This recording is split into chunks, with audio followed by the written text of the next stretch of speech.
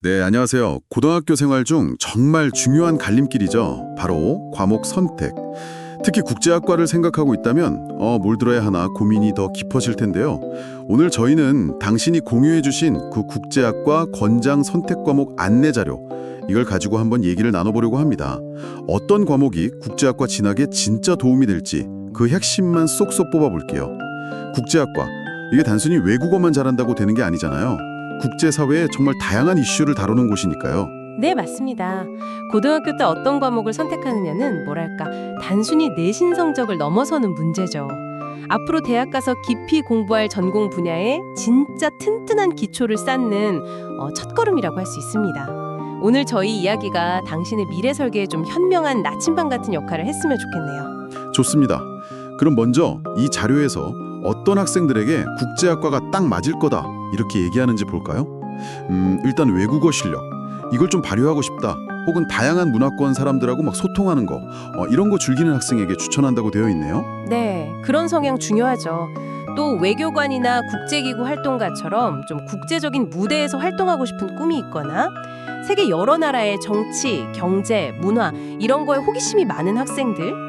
그리고 또 중요한 게 기후변화나 뭐 인권 문제 아니면 국제 분쟁 같은 거 있잖아요.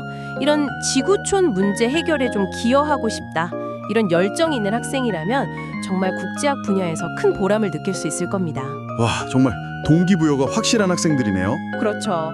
대학이 가면 이제 국제관계 이론, 정치학개론, 뭐 경제원론, 국제법 이런 아주 기본적인 것부터 배우기 시작해서요.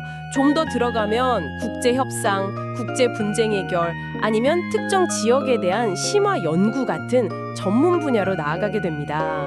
그래서 정말 폭넓은 지식이랑 균형 잡힌 시각이 중요해요. 아, 듣기만 해도 공부할 게 정말 많고 흥미로운데요. 자, 그럼 이제 가장 궁금해하실 부분.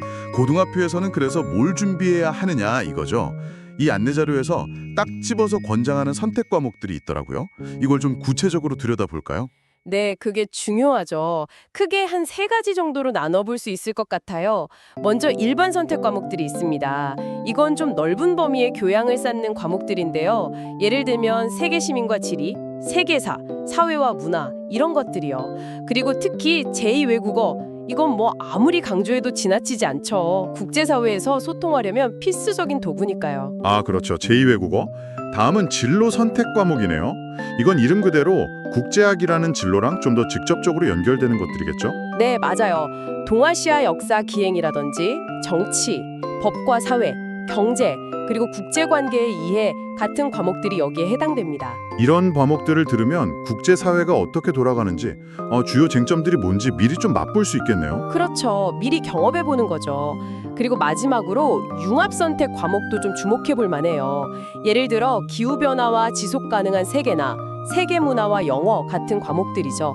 이 과목들은 딱 한 분야 지식에만 갇히는 게 아니라 여러 학문을 좀 넘나들면서 문제를 바라보는 그런 통합적인 시각을 길러줍니다. 이게 또 국제학에서는 굉장히 중요한 역량이거든요. 아하, 그러니까 1번 선택으로 기본적인 소양을 다지고 진로 선택으로 전공 기초를 쌓고 마지막으로 융합 선택을 통해서 통합적인 사고력까지 키워라 이런 거군요. 네, 정확합니다. 여기서 정말 주목해야 할 점은 이 고등학교 과목들이 그냥 배우고 끝나는 게 아니라 대학교 공부랑 아주 긴밀하게 연결된다는 거예요. 예를 들어서 고등학교 세계사 시간에 배운 어떤 역사적 사건 분석 능력 있잖아요. 이게 대학 가서 국제관계론 수업 들을 때 현대 국제 분쟁의 그 뿌리를 이해하는데 정말 큰 도움이 됩니다. 아, 그렇군요. 그리고 경제 과목에서 배운 시장 원리 같은 건 나중에 국제금융론이나 국제통상 이런 거 배울 때 기본 바탕이 되고요. 제2외국어 능력은 뭐 말할 것도 없이 특정 지역 전문가로 성장하는데 아주 결정적인 역할을 하죠. 네, 네. 결국 이런 과목들을 통해서 비판적으로 생각하고 또 다양한 관점에서 문제를 분석하는 훈련, 이걸 미리 해볼 수 있다는 게 핵심입니다. 와, 단순히 지식을 쌓는 게 아니라 정말 생각하는 힘 그 자체를 기르는 과정이네요.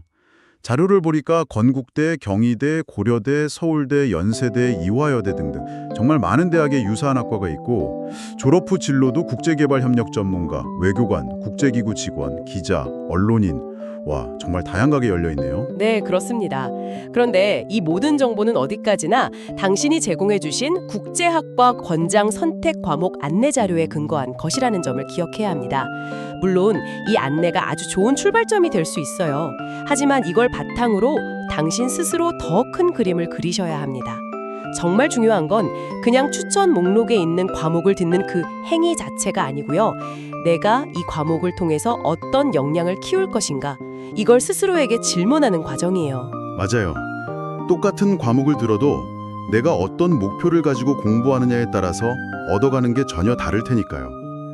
아까 강조했던 세계사, 정치, 경제, 제2외 국어, 국제관계의 이해 이런 과목들을 들으면서 단순히 성적 잘 받아야지 이게 아니라 국제사회를 이해하는 나만의 관점을 만들어가는 것, 이게 정말 중요하겠네요. 네. 그리고 마지막으로 한 가지 더 생각해 볼 질문을 던져드리고 싶습니다. 이 자료에서 제시된 어떤 일반적인 길, 추천 과목 리스트 이런 것 외에 당신만이 가진 좀 고유한 강점이나 관심사 이런 것들을 어떻게 국제사회에 기여하는 방향으로 연결할 수 있을지 한번 고민해 보시면 어떨까요? 아, 정말 좋은 질문이네요. 나만의 강점. 당신의 깊은 고민과 또 현명한 선택을 저희가 응원하겠습니다.